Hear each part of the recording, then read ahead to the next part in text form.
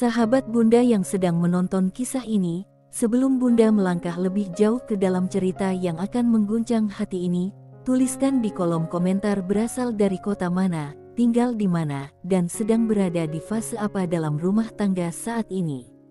Bunda ingin tahu, siapa saja yang sedang berjuang, siapa yang sedang menahan luka, dan siapa yang sedang berdiri di persimpangan antara bertahan atau melepaskan. Cerita ini bukan sekadar kisah perceraian, bukan sekadar kisah seorang istri yang mengirim surat cerai lewat pos saat suami sedang bekerja di luar kota dan menarik semua hak bagiannya. Cerita ini adalah kisah tentang harga diri, tentang ketahanan seorang perempuan, tentang hati yang terlalu lama dipaksa kuat. Hari itu dimulai dengan udara yang terasa dingin bukan karena cuaca, tetapi karena sesuatu di dalam dada yang seakan membeku. Matahari baru menyentuh jendela rumah, suara ayam tetangga terdengar samar, namun hatiku tidak merasakan pagi sama sekali. Rasanya seperti malam panjang yang tak pernah selesai. Di meja kayu yang sudah lama menemani perjalanan rumah tangga kami, berdiri tegak sebuah amplop coklat berukuran sedang. Tidak ada bunga, tidak ada ucapan manis, tidak ada pesan rindu. Yang ada hanyalah selembar keputusan yang lahir dari luka yang terlalu lama disembunyikan. Aku berdiri memandang amplop itu cukup lama. Tanganku gemetar saat menyentuhnya, bukan karena ragu, tetapi karena perjalanan untuk sampai pada keputusan ini sudah terlalu berat. Dalam amplop itu tertulis namanya sebagai penerima. Suami yang dulu pernah kucintai sepenuh hati. Suami yang dulu kuperjuangkan dengan nafas, tenaga, dan doa. Suami yang kini bekerja jauh di luar kota dan pulang hanya membawa dingin, amarah, dan pulang dengan ego yang lebih besar dari perasaanku. Mungkin ada yang bertanya dalam hati, mengapa aku memilih mengirim surat cerai lewat pos? Mengapa tidak berbicara langsung? Mengapa tidak duduk bersama? Mengapa tidak menyelesaikan dengan dialog yang hangat? Jawabannya sederhana namun menyakitkan. Karena aku sudah terlalu sering bicara, terlalu sering memohon perubahan, terlalu sering menangis dalam diam tanpa pernah dianggap.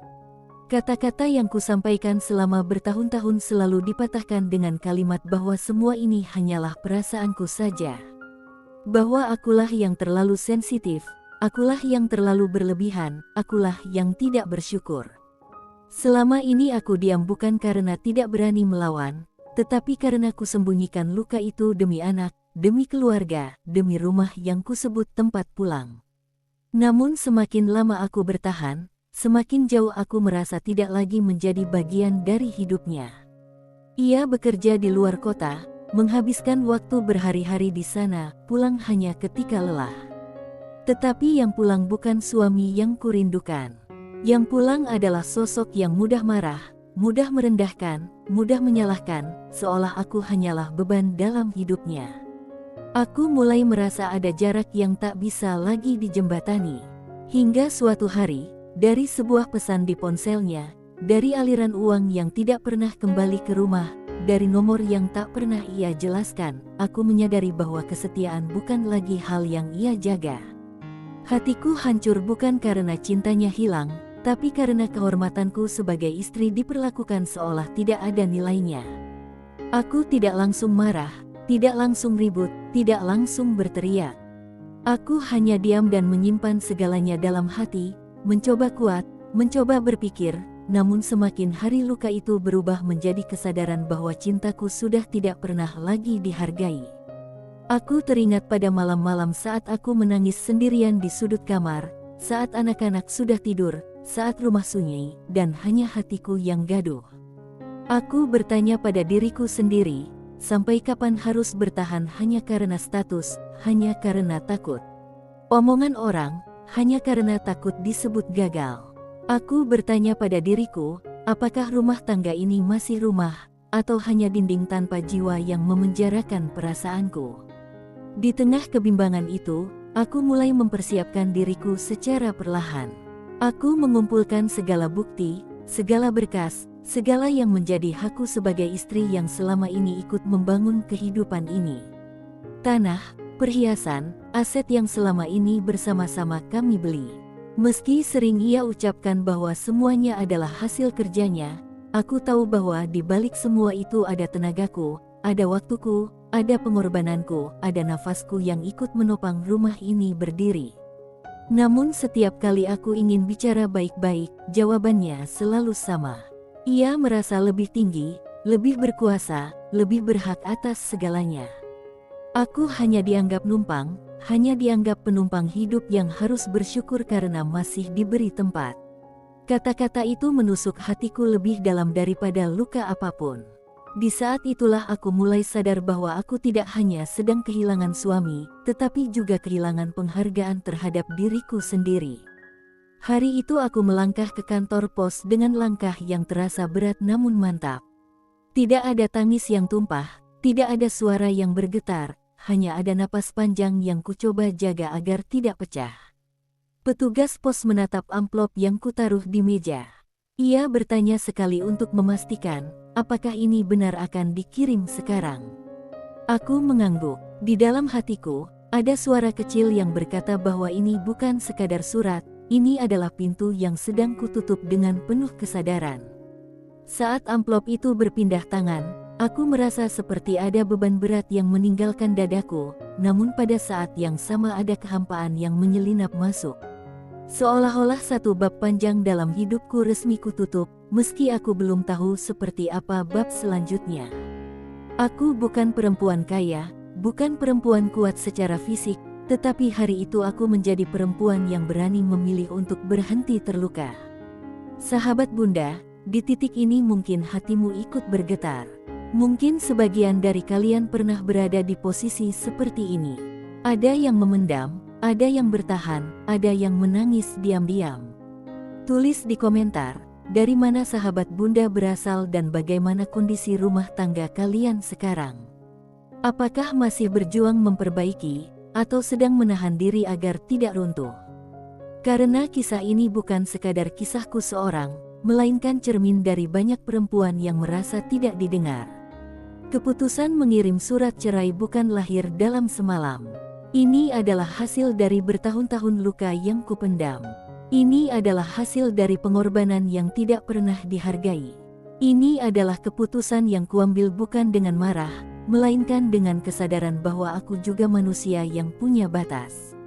Aku menarik semua hak bagianku bukan karena rakus, bukan karena ingin membalas, tetapi karena itu adalah hakku sebagai istri yang selama ini ikut berdiri dalam rumah ini.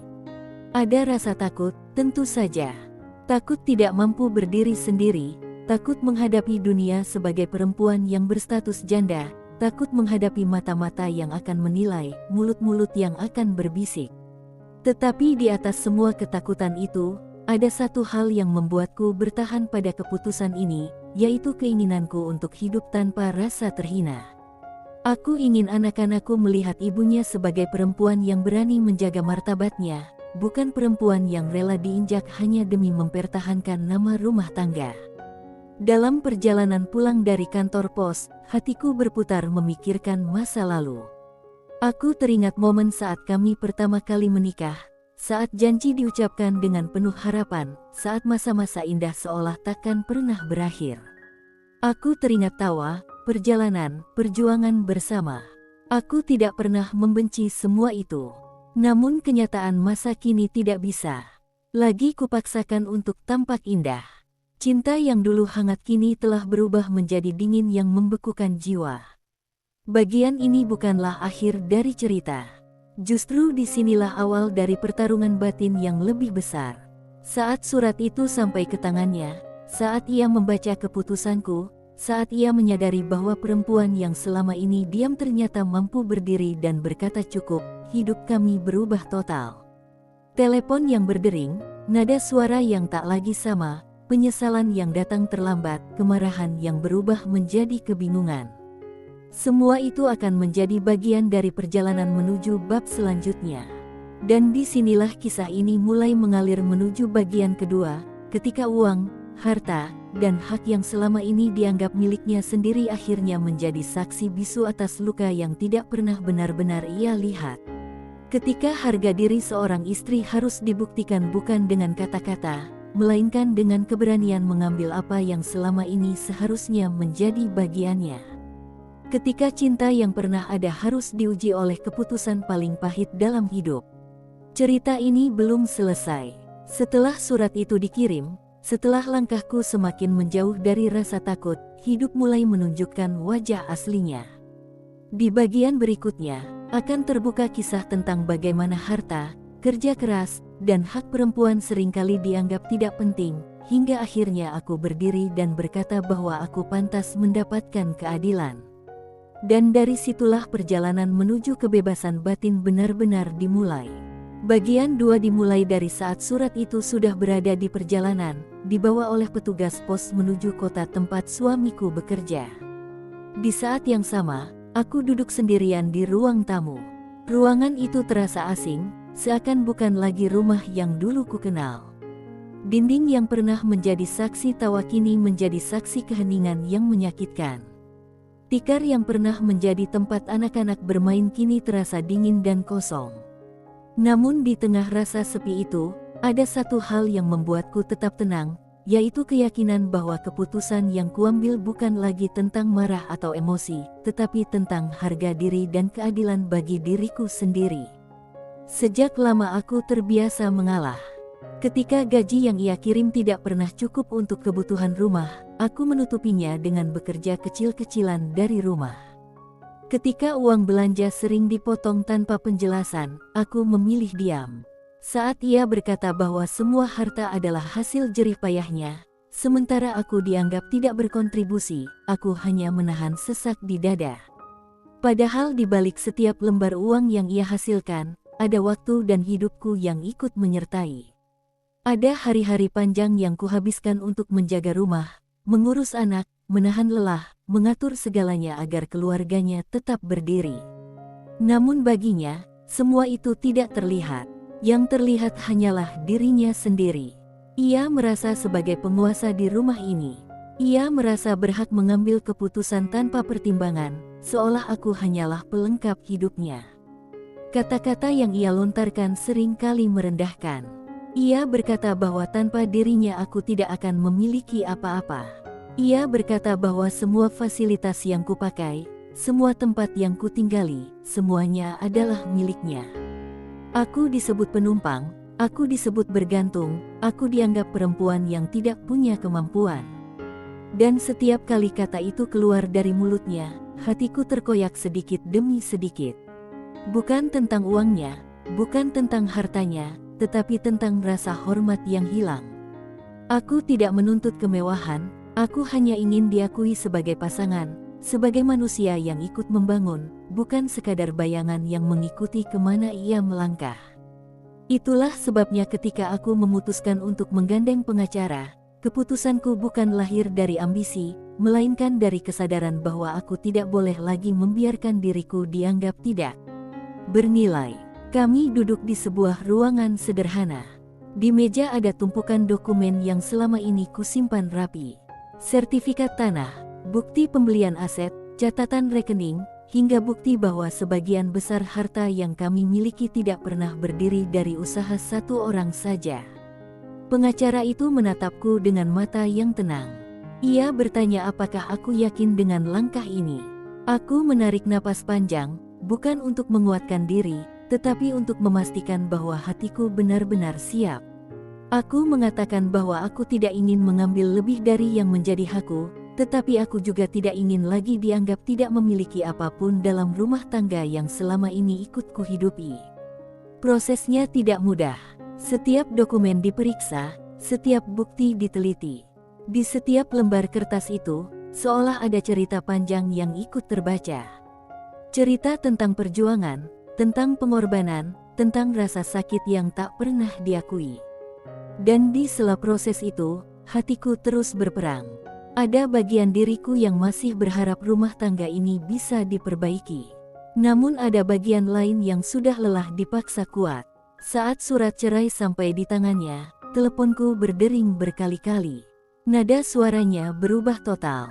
Pria yang selama ini bicara dengan nada tinggi, kini terdengar panik, terdesak, seolah tidak percaya bahwa aku benar-benar memilih pergi. Ia bertanya mengapa aku tega, mengapa aku memilih jalan ini, mengapa aku tidak memberi kesempatan lagi.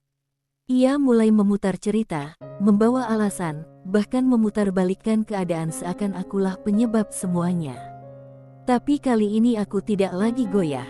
Aku jawab dengan tenang bahwa ini bukan keputusan mendadak. Ini bukan karena satu kesalahan, bukan karena satu pertengkaran. Ini adalah hasil dari waktu panjang, dari luka yang dibiarkan membesar, dari ketidakpedulian yang terus diulang. Ia terdiam cukup lama. Aku bisa merasakan bahwa ia mulai menyadari sesuatu, bahwa selama ini ia terlalu yakin aku tidak akan pernah pergi. Beberapa hari kemudian, proses pembagian harta mulai dibicarakan secara resmi. Di sana, ego seorang lelaki yang selama ini merasa berkuasa akhirnya bertemu dengan kenyataan bahwa hukum tidak memihak kesombongan. Di hadapan petugas, ia ingin menunjukkan wibawa. Namun mata dan bahasanya mulai goyah ketika satu persatu data ditunjukkan. Namaku ada di legalitas tanah. Namaku ada di pembelian perhiasan. Namaku tertera sebagai pihak yang ikut menanggung pembiayaan. Dan pada saat itu, ia tidak bisa lagi mengatakan bahwa aku hanya menumpang. Di ruang itu, aku melihat wajahnya berubah. Bukan lagi wajah angkuh yang biasa kulihat di rumah, melainkan wajah yang menahan amarah bercampur takut kehilangan.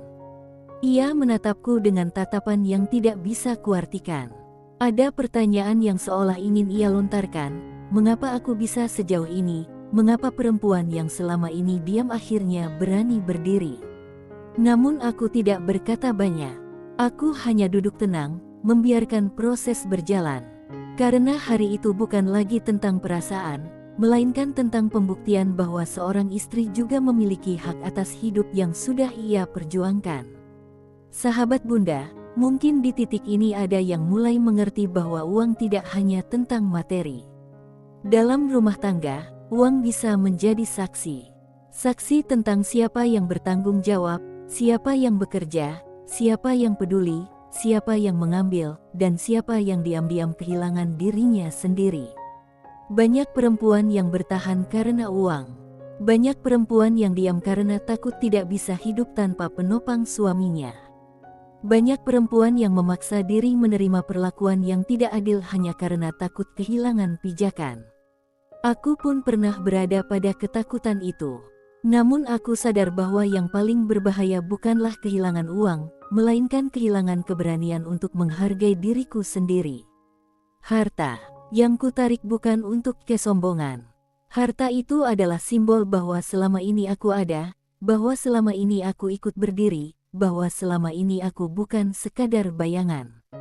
Ketika proses pembagian itu selesai, ia menatapku untuk terakhir kalinya sebelum keluar dari ruangan. Ada getir di matanya, ada luka yang mungkin baru ia rasakan sekarang. Mungkin baru kini ia menyadari bahwa tidak ada perempuan yang tiba-tiba menjadi dingin tanpa alasan. Tidak ada istri yang tiba-tiba ingin pergi tanpa melalui pertarungan panjang di dalam hatinya. Ia kehilangan sesuatu yang tidak dapat dibeli kembali, yaitu kepercayaan dan rasa hormatku. Perjalananku tidak berhenti di sini. Justru setelah harta dan hak dibawa kembali ke tanganku, perjalanan batin yang sesungguhnya baru dimulai. Aku harus belajar berdiri sebagai perempuan yang memulai hidup baru. Aku harus belajar menerima tatapan orang, pertanyaan keluarga, gosip tetangga, penilaian yang tidak selalu adil. Namun kali ini aku berdiri bukan lagi sebagai perempuan yang takut, melainkan sebagai perempuan yang telah memilih dirinya sendiri. Bagian kedua ini bukan hanya tentang angka dan legalitas. Ini tentang luka yang akhirnya menemukan bentuk keberanian. Ini tentang seorang istri yang akhirnya menyadari bahwa dirinya layak diperlakukan dengan hormat. Ini tentang perjalanan panjang dari rasa tidak dianggap menuju kesadaran bahwa ia pun memiliki hak yang sama. Dan dari sinilah cerita mengalir menuju bagian ketiga. Bagian ketika aku harus menghadapi diriku sendiri. Bagian ketika aku belajar menerima kenyataan bahwa pernikahan yang pernah kuperjuangkan kini benar-benar berakhir. Bagian ketika aku akhirnya melihat bayanganku di cermin bukan lagi sebagai istri yang bertahan, tetapi sebagai perempuan yang memilih untuk hidup tanpa rasa takut. Bagian ketiga ini dimulai pada hari ketika seluruh proses resmi telah selesai. Gugatan telah diputuskan, hak telah ditetapkan, harta telah dibagi sesuai bagianku, dan statusku sebagai seorang istri resmi berubah menjadi seorang perempuan yang berdiri sendiri. Tidak ada lagi peran yang sebelumnya harus kupenuhi sebagai pendampingnya. Tidak ada lagi kewajiban untuk menunggu seseorang pulang dari luar kota dengan dada cemas dan hati penuh tanda tanya. Tidak ada lagi percakapan dingin yang mematahkan perasaanku. Namun sekalipun keputusannya sudah diambil dan jalannya sudah kutempuh, bukan berarti semuanya terasa ringan begitu saja. Hari pertama setelah semuanya selesai, aku duduk di depan cermin cukup lama. Di hadapanku berdiri seorang perempuan yang wajahnya masih sama, namun matanya menyimpan cerita yang berbeda. Tidak ada riasan mewah, tidak ada pakaian baru, tidak ada tanda kemenangan yang tampak jelas. Hanya ada sorot mata yang menyimpan kelelahan sekaligus kelegaan. Sorot mata seorang perempuan yang baru saja melewati badai besar dalam hidupnya. Aku bertanya dalam hati, apakah ini yang disebut kebebasan? Apakah ini yang selama ini kucari? Atau apakah ini hanyalah rasa hampa yang muncul karena sesuatu yang sudah lama kupegang kini terlepas perlahan? Sahabat Bunda, banyak orang mengira bahwa setelah perceraian, hidup seorang perempuan akan langsung terasa ringan. Banyak yang mengira bahwa setelah harta kembali, setelah hak diakui, setelah kebebasan berada di tangan, hati akan langsung sembuh dan bahagia. Tetapi kenyataannya tidak sesederhana itu. Ada ruang kosong yang harus kuhadapi. Ada sunyi yang harus kuhargai. Ada luka yang harus kuakui keberadaannya. Malam-malam terasa lebih sepi, bukan lagi karena menunggu, melainkan karena kini aku benar-benar sendiri. Di sudut rumah, ada barang-barang yang dulu menyimpan kenangan. Ada foto lama yang kini tidak lagi memiliki makna yang sama. Ada benda-benda kecil yang dulunya terasa hangat, kini hanya menjadi sisa dari masa lalu. Aku tidak lagi marah ketika melihatnya, namun ada rasa hangat yang berubah menjadi dingin. Kenangan tidak hilang, hanya berubah bentuk.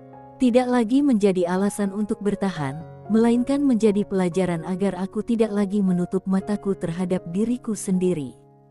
Hari-hari berikutnya, aku mulai belajar menjalani hidup sebagai seorang perempuan yang tidak lagi berada dalam bayang-bayang suami. Setiap langkah terasa asing, setiap keputusan terasa baru. Dulu, setiap hal harus melalui pertimbangan suami, harus tunduk pada keinginannya, harus mengikuti caranya melihat dunia. Kini aku mulai belajar mengambil langkah atas namaku sendiri. Dari hal kecil seperti mengatur keuangan hingga hal besar seperti menentukan arah hidup ke depan. Aku belajar menata ulang hatiku. Bukan untuk membenci, bukan untuk melupakan secara paksa, tetapi untuk menerima bahwa ada hal-hal yang memang tidak bisa dipertahankan. Aku belajar mengakui bahwa aku pernah mencintainya dengan tulus, pernah berharap padanya, pernah memimpikannya masa depan bersamanya. Namun aku juga belajar mengakui bahwa tidak semua cinta layak dipertahankan ketika yang tersisa hanyalah luka dan ketidakadilan. Di tengah perjalanan itu, suara dari luar mulai datang. Ada yang mendukung, ada yang menyindir, ada yang menilai tanpa tahu cerita. Sebagian berkata bahwa aku perempuan kuat. Sebagian lain berbisik bahwa aku egois karena berani bercerai. Ada yang memuji keberanianku menarik hak bagianku. Namun ada pula yang mengatakan bahwa aku terlalu keras karena berani memperjuangkan diri sendiri. Dunia luar tidak pernah benar-benar paham, namun kali ini aku tidak lagi berusaha menjelaskan apapun. Karena yang paling tahu luka dan perjalanan ini adalah diriku sendiri. Sahabat Bunda yang sedang mendengar cerita ini, mungkin di antara kalian ada yang saat ini berada di persimpangan hidup. Ada yang masih bertahan dalam rumah tangga yang melukai, namun tidak berani pergi. Ada yang sudah lama ingin menyuarakan hatinya, namun dibungkam oleh rasa takut. Ada yang masih memegang janji, padahal hatinya sudah retak berkali-kali. Ketahuilah satu hal, bahwa keputusan terbesar dalam hidup seorang perempuan bukanlah ketika ia memilih menikah, tetapi ketika ia berani memilih dirinya sendiri. Aku tidak pernah memaksa siapapun mengikuti langkahku. Tidak semua rumah tangga harus berakhir seperti ini. Tidak semua suami bersikap seperti suamiku. Tidak semua istri harus bercerai untuk menemukan dirinya kembali. Namun ada saatnya seorang perempuan harus bertanya, apakah ia masih dihargai, apakah ia masih diperlakukan sebagai manusia, atau hanya sebagai pelengkap dalam hidup orang lain. Setelah semuanya berlalu, mantan suamiku beberapa kali mencoba menghubungi. Nada suaranya tidak lagi setinggi dulu. Tidak ada lagi kata yang merendahkan. Tidak ada lagi ancaman terselubung atau kalimat yang memojokkan. Ia mulai berbicara dengan cara berbeda. Ada nada penyesalan, ada nada bingung, ada nadanya yang terdengar seperti seseorang yang baru saja kehilangan sesuatu yang tidak pernah ia jaga dengan baik. Namun saat itu aku sadar, bukan aku yang berubah terlalu jauh.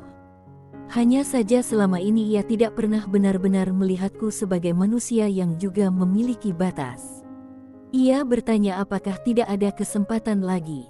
Ia berkata bahwa ia siap berubah, siap memperbaiki diri, siap memulai dari awal. Kata-katanya tidak lagi diucapkan dengan sombong. Ucapannya terdengar mulai jujur, namun juga terlambat. Aku mendengarkan semuanya dengan hati yang tenang. Aku tidak membalas dengan amarah, tidak membentak, tidak menyakiti. Aku hanya menjelaskan bahwa kesempatan itu sudah lama ada, tetapi ia memilih mengabaikannya. Dan sekarang, bukan aku yang menutup pintu, melainkan waktu yang telah mengubah jalan kami masing-masing. Setelah itu, aku menutup telepon dengan perasaan yang aneh. Bukan bahagia, bukan sedih, melainkan lega. Untuk pertama kalinya dalam hidupku, aku merasa berdiri di atas kakiku sendiri tanpa ketakutan. Aku tidak lagi merasa kecil. Aku tidak lagi merasa tidak berharga. Aku tidak lagi merasa hidupku berada di tangan orang lain. Inilah pertama kalinya aku mengenal diriku sendiri sebagai seorang perempuan yang punya suara. Sahabat Bunda, di titik ini aku ingin mengajak kalian merenung. Dalam hidup, perempuan sering diajarkan untuk selalu mengalah, selalu menahan diri, selalu menerima apapun agar rumah tangga tetap berdiri. Namun jarang sekali ada yang bertanya apakah hatinya baik-baik saja. Jarang sekali ada yang peduli pada luka yang ia simpan dalam diam. Bukan salahnya jika ia ingin bertahan, dan bukan pula kesalahan jika suatu hari ia memilih pergi. Karena setiap perempuan punya jalan hidup masing-masing. Keputusan menarik hak bagianku bukan tentang materi, melainkan tentang martabat. Tentang pengakuan bahwa aku tidak hidup tanpa peran. Bahwa aku tidak berdiri tanpa kontribusi. Bahwa di balik setiap rumah tangga, ada kerja keras seorang perempuan yang sering kali tidak terlihat. Dan ketika rumah itu runtuh, maka ia berhak membawa pulang apa yang menjadi bagian dari hidupnya. Kini, aku menjalani hari-hari dengan cara yang lebih sederhana. Aku mulai kembali belajar mencintai hidup. Aku fokus pada anak-anakku, pada masa depan mereka, pada kebahagiaan yang tidak lagi bergantung pada satu orang. Aku menguatkan diri bukan untuk membuktikan apapun kepada dunia, melainkan untuk memastikan bahwa diriku tidak lagi terabaikan. Aku memaafkan masa lalu bukan karena ia pantas dimaafkan, tetapi agar hatiku bisa melangkah lebih jauh tanpa beban. Perjalananku belum selesai. Hidup masih panjang, tantangan masih ada, dan masa depan masih terbentang. Namun kali ini aku melangkah dengan kesadaran yang berbeda. Aku tidak lagi menunduk ketika dipandang. Aku tidak lagi takut ketika disebut janda. Aku tidak lagi merasa kecil di hadapan dunia. Karena kini aku tahu, harga diriku tidak pernah ditentukan oleh status, tetapi oleh keberanianku memilih hidup yang tidak lagi melukai. Dan disinilah cerita ini kembali memantulkan maknanya bagi para sahabat Bunda yang mendengarkan.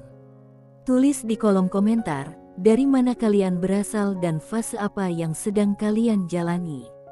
Apakah masih mencoba bertahan, sedang berjuang memperbaiki, atau sedang menata ulang hidup seperti diriku? Cerita ini bukan untuk mengajak siapapun bercerai. Cerita ini adalah pengingat bahwa perempuan berhak dihormati, berhak didengar, dan berhak memperjuangkan dirinya sendiri.